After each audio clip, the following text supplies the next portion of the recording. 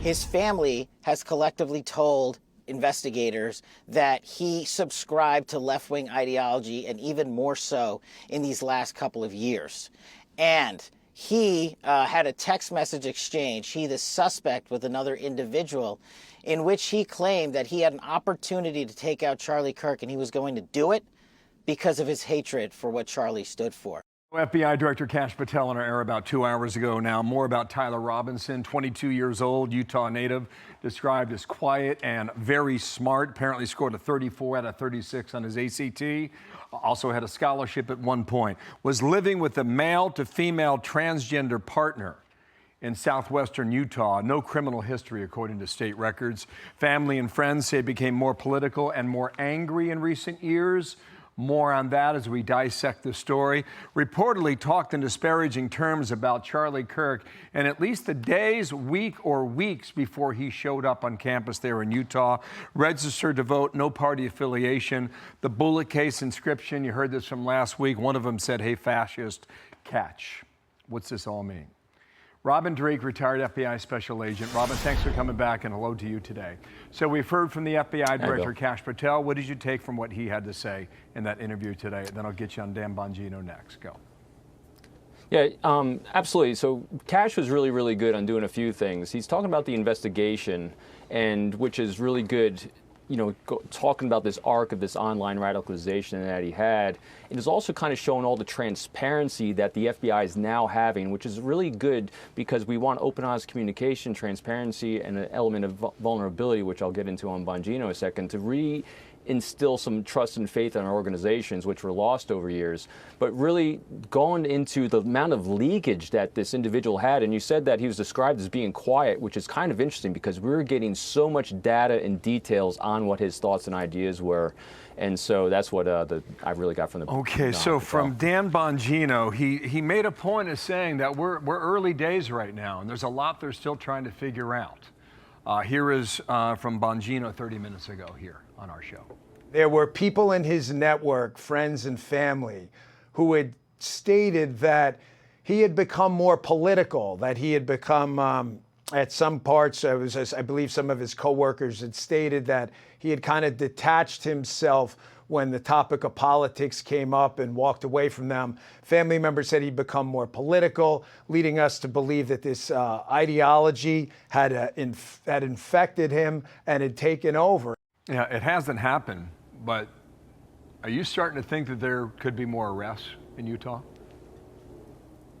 Yeah, there definitely could, but as you know, the deputy director was saying, there's a lot more investigation to go on here. But what's really striking to me is that he was surrounded by a lot of people in his life that obviously had a lot of groupthink and a certain way of thinking, which was very, very healthy, very communicative. And then as he started distancing himself from that, he's going to get that validation from somewhere else. Hence, we go to the online radicalization.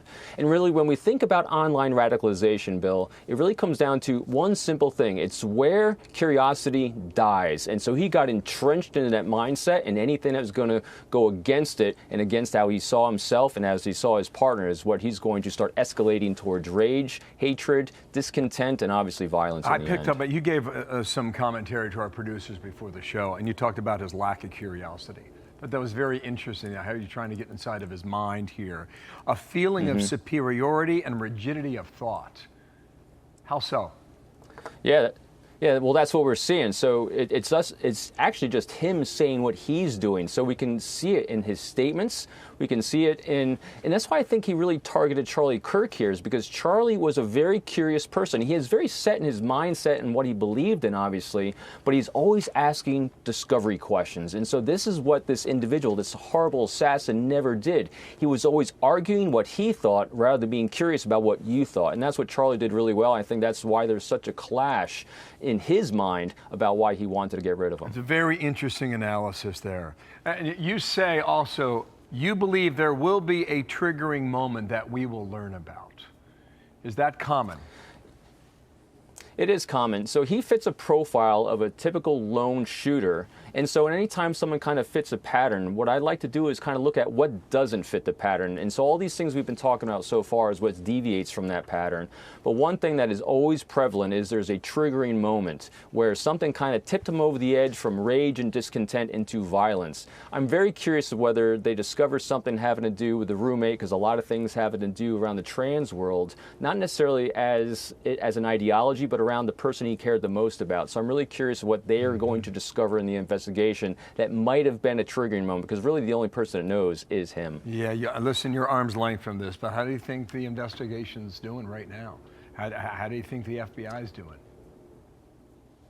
I think it's going really, really well. And a lot of reason why it's going well is, as the director said at the very beginning, he traveled out to on the site to help bypass the bureaucracy that typically goes, so they can make things happen at a much rapider rate. And also the amount of data that's coming in, the leads, the ideas, all this information is coming in. It's also making it not just great for this investigation, but it's going to help further future investigations. Thank you, Robin. Good to have you back. Robin Dreeke, we'll talk again this week. Thank you, sir. Hey everyone, I'm Emily Campagno. Catch me and my co-hosts Harris Faulkner and Kaylee McEnany on Outnumbered every weekday at 12 p.m. Eastern, or set your DVR. Also, don't forget to subscribe to the Fox News YouTube page for daily highlights.